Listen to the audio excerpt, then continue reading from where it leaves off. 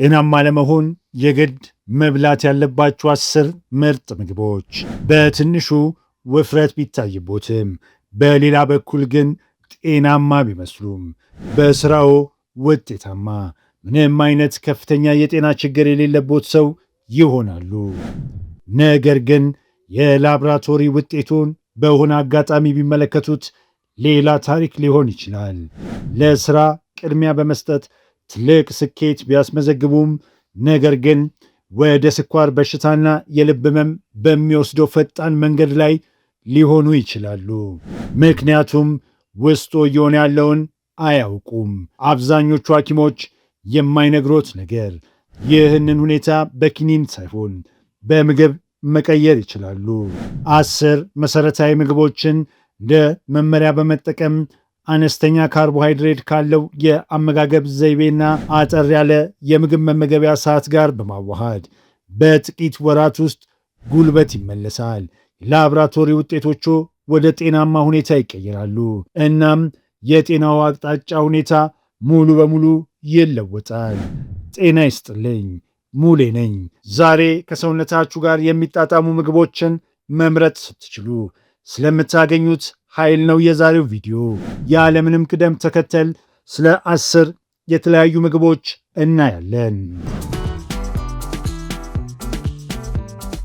አንደኛ፣ ሳር በልቶ ያደገ የበሬ ጉበት። ጉበት የተፈጥሮ መልቲ ቪታሚን ነው። በጥንት ጊዜ ቪታሚን ምን እንደሆነ ከመታወቁም በፊት እንኳን ሰዎች የአሳ ጉበት ዘይትና ጉበትን ለጤና ጠቃሚ እንደሆነ ያውቁ ነበር። ሬቲኖል ንቁ የሆነው የቪታሚን ኤ አይነት፣ ቢ ቪታሚኖችና ሄሜ አይረን በቀላሉ ለሰውነት የሚስማማ የብረት አይነት ይዟል። ሚቶኮንድሪያ እነዚህ ንጥረ ነገሮች የሰውነት የኃይል ማመንጫዎች በተሻለ ሁኔታ እንዲሰሩ ይረዳሉ። ሁለተኛ፣ ኤክስትራ ቨርጂን የወይራ ዘይት። ይህ ዘይት እንደ ፈሳሽ ወርቅ ነው የሚታየው። ለማንኛውም አመጋገብ መሰረት መሆን የሚችል ብዙ ጥናቶች እንደሚያሳዩት ጥራት ያለው የወይራ ዘይት በብዛት በተጠቀሙ ቁጥር የልብ ህመም ተጋላጭነት ይቀንሳል። ኦሊዮ ካንታ የሰውነት መቆጣት ኢንፍላሜሽን የሚቀንስ አንቲኦክሲዳንት ይዟል። ፖሊፊኖል መጥፎ ኮሌስትሮል ኤልዲኤል እንዳይበላሽ የሚከላከል ሌላ አንቲኦክሲዳንት ነው። የልብ ጤና በወይራ ዘይት ውስጥ ያለው ስብ የሰውነታችንን የሜታቦሊክ ተለዋዋጭነት ይጨምራል። በአደጉት ሀገራት እንደ አሜሪካን ባሉ የልብ ህመም የበዛው እንደ ሶያ ዘይት ያሉ በፋብሪካ የተቀነባበሩና መርዛማ የሆኑ ዘይቶችን ስለሚጠቀሙ ነው። ሶስተኛ፣ ፈርመንትድ በተፈጥሮ የቦኩ አትክልቶች። ጥንታውያን አባቶቻችን ምግብ ለማቆየት የሚጠቀሙበት ዘዴ አሁን ላይ ጤናን ለመጠበቅ እንደሚረዳ ተደርሶበታል። እነዚህ ምግቦች ፕሮባዮቲክ ይባላሉ።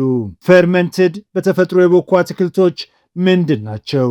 ፈርመንቴሽን ማለት አትክልቶቹ ኦክስጅን በሌለበት ሁኔታ ጠቃሚ በሆነ ረቂቅ ተዋሲያን ባክቴሪያ ወይም እርሾ አማካኝነት የሚቦኩበት ሂደት ነው። በዚህ ሂደት ውስጥ ባክቴሪያዎች በአትክልት ውስጥ ያለውን ስኳር ወደ አሲድነት ይቀይሩታል። ቁልፍ ጥቅሞች: የምግብ መበላሸት መከላከል፣ አትክልቶቹ ሳይበላሹ ለረጅም ጊዜ እንዲቆዩ ያደርጋል። የምግብ ይዘትን ማሻሻል፣ እንደ ቫይታሚን ቢ እና ኬ ያሉ ንጥረ ነገሮች እንዲጨምሩ ያደርጋል። የአንጀት ጤና፣ እዚህ ባክቴሪያዎች በአንጀታችን ውስጥ ያለውን ስነ ህይወት በማጠናከር ንጥረ ነገሮች በሚገባ እንዲመጠጡ ይረዳሉ። መከላከያ፣ ጠንካራ የአንጀት ግድግዳ እንዲኖረን በማድረግ መርዛማ ነገሮች ወደ ደም እንዳይገቡ ይከላከላሉ። ይህም የሰውነት መቆጣትንና አለርጂን ይቀንሳሉ። አራተኛ፣ ነጭ ሽንኩርት። ይህ ለምግብ ጣዕም የሚሰጥ ብዙ ጥቅሞች ያሉት ተክል ነው። እኔ በማንኛውም ምግብ ላይ ነጭ ሽንኩርት እጨምራለሁ። አልሲን በሰውነታችን ውስጥ ናይትሪክ አሲድ እንዲመረት ያደርጋል። የደም ዝውውር፣ ናይትሪክ ኦክሳይድ ደም ስሮች እንዲለጠጡ በማድረግ የደም ዝውውርን ያሻሽላል። የደም ግፊትንም ይቀንሳል። ነጭ ሽንኩርት የደም ዝውውርን ከማሻሻል ባለፈ ተፈጥሯዊ ጸረ ባክቴሪያ ነው። ይህም ጎጂ ባክቴሪያዎችን በመቆጣጠር በአንጀት ውስጥ ጤናማ ስነ ህይወት እንዲኖረን ይረዳል። ጎጂ ባክቴሪያዎች ሲቀነሱ በአንጀት ምክንያት የሚመጣን የሰውነት መቆጣት ኢንፍላሜሽን ይቀንሳል። በተጨማሪም የደም ስሮች ውስጠኛ ክፍል ጤናማ እንዲሆን ስለሚረዳ ለልብና ለደም ዝውውር ስርዓት ትልቅ ጥቅም ይሰጣል። አምስተኛ ለውዝና ጥራጥሬዎች። እነዚህ ምግቦች በውስጣቸው ከፍተኛ ስብ፣ ፕሮቲንና ፋይበር የያዙ ሲሆን የካርቦሃይድሬትና የስኳር መጠናቸው ግን በጣም ዝቅተኛ ነው። ማዕድናት በማግኒዥየም፣ ዚንክና ሴሊኒየም የመለጸጉ ናቸው። እነዚህ እንደ የመርሳት በሽታና የልብ ህመም ያሉ ስር የሰደዱ በሽታዎች መንስኤ የሆነውን የሰውነት መቆጣት ይቀንሳሉ። ጥንቃቄ፣ ለምሳሌ ብራዚልነት በሴሌኒየም እጅግ የበለጸገ ስለሆነ በቀን ከ1 እስከ 2 ፍሬ በላይ መብላት ለመርዝነት ሊዳርግ ይችላል። የስኳር ቁጥጥር፣ እነዚህ ምግቦች ከሌሎች ምግቦች ጋር ሲበሉ ስኳር ወደ ደም የሚገባበትን ፍጥነት በመቀነስ የደም ስኳር መረጋጋትን ይረዳሉ። ስድስተኛ በሜዳ ላይ የረቡ ዶሮዎች እንቁላል። እንቁላል በተገቢው መንገድ ከረቡ ዶሮዎች የተገኘ ከሆነ ድንቅ ሱፐር ፉድ ነው። በሜዳ ላይ የሚሰማሩ ፀሐይና ንጹህ አየር የሚያገኙ እንዲሁም ሳርና ነፍሳት የሚመገቡ ዶሮዎች እንቁላል በእረት ውስጥ ታስረው ከሚኖሩ ከ3 እስከ 5 እጥፍ የበለጠ ንጥረ ነገር፣ ቪታሚን ዲና ጠቃሚ ፋቲ አሲዶች ይዟል። ኮሊን ለአንጎል መልእክት አስተላላፊዎች ወሳኝ ነዳጅ ነው። ቫይታሚን ኬቱ ካልሲየም በደም ስሮች ውስጥ ተከማችቶ ጉዳት እንዳያደርስና ወደ አጥንት እንዲሄድ ይረዳል። ፕሮቲን የእንቁላል አስኳልና ነጩን ክፍል አብሮ መመገብ ፕሮቲንን ሰውነታችን ለግንባታ በሚገባ እንዲጠቀምበት ይረዳል። ይህም ፕሮቲኑ ወደ ስኳር የመቀየር ዕድልን ይቀንሳል። እስካሁን ስለጠቀስናቸው ምግቦች አንድ ትልቅ የጋራ እውነት አለ። ሁሉም ያልተቀነባበሩና ሙሉ በሙሉ ምግቦች ናቸው። ተፈጥሯዊነታቸው ከምድር የበቀሉ የታደኑ ወይም ከዛፍ የተገኙ ናቸው። ወደ ቤት ሲገቡም ተፈጥሮ ውስጥ የነበራቸውን ቅርጽ አይቀይሩም።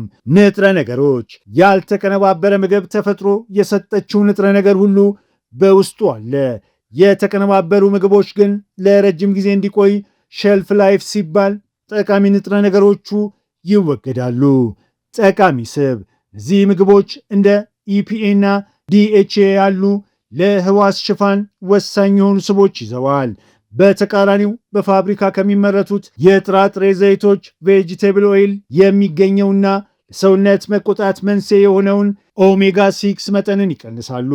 በአጭሩ እነዚህ ምግቦችን መመገብ ማለት ሰውነትን የሚጎዱ ለስኳርና ለልብ ህመም የሚዳርጉ ቆሻሻ ምግቦችን ጃንክ ፉድስ ማስወገድ ማለት ነው። ሰባተኛ ፍራፍሬዎች፣ ቤሪዎች በተለይም ብላክቤሪ፣ ራስቤሪና ብሉቤሪ በንጥረ ነገር የበለጸጉ ግን የካርቦሃይድሬት መጠናቸው በጣም ዝቅተኛ የሆኑ የተፈጥሮ ከረሜላ ናቸው። ፖሊፊኖን እንደ አንቶንሲያኒን ያሉ አንቲኦክሲዳንቶችን ይዘዋል። እነዚህም ህዋሳት በኦክስጅን እንዳይጎዱ ይከላከላሉ። የልብ ጤና፣ ቀደም ሲል እንደጠቀስነው መጥፎ ኮሌስትሮል ኤልዲኤል እንዳይበላሽና ወደ ልብ ህመም እንዳይቀየር ይረዳሉ። ቪታሚኖች፣ ከፍተኛ የቫይታሚን ሲ፣ ማግኒዥየም እና ለአንጀት ጤና የሚረዳ ፋይበር ይዘዋል። ስምንተኛ ሳልመን አሳ፣ በተለይም ባህር ውስጥ በነፃነት ያደገ ሳልመን በብዙ ደረጃ ጠቃሚ የሆነ ምግብ ነው። በኦሜጋ 3 ፋቲ አሲድ እጅግ የበለጸገ የኢፒኤ እና ዲኤችኤ ምንጭ ነው። እነዚህ ረጅምና ውስብስብ ሞለኪሎች የህዋስ ሽፋኖቻችንን በትክክል እንዲሰሩ ያደርጋሉ። በሰውነት ውስጥ መልእክት የማስተላለፍ ሂደትን ያሳልጣሉ። እንዲሁም የሰውነት መቆጣትን በእጅጉ ይቀንሳሉ። ሳልመን መመገብ በሰውነታችን ውስጥ ያለውን የኦሜጋ 6 እና ኦሜጋ 3 ሚዛን ያስተካክላል። ኦሜጋ 6 ለሰውነት መቆጣት ፕሮ ኢንፍላማቶሪ መንስኤ ሲሆን ኦሜጋ 3 ግን ይህንን ይከላከላል። የህዋስ ጤና፣ ጤናማ ስብ ስንመገብ የህዋሳቶቻችን ሽፋን ይጠነክራል።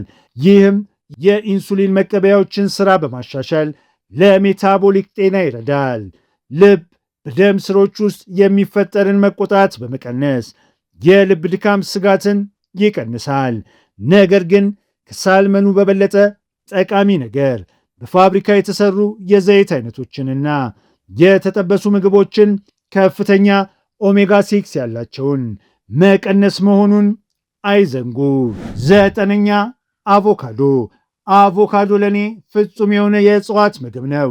ለእንስሳት ተዋጽኦ ሁሉ አጥጋቢ፣ ቅባታማና በንጥረ ነገር የበለጸገ ነው። ኦሊክ አሲድ።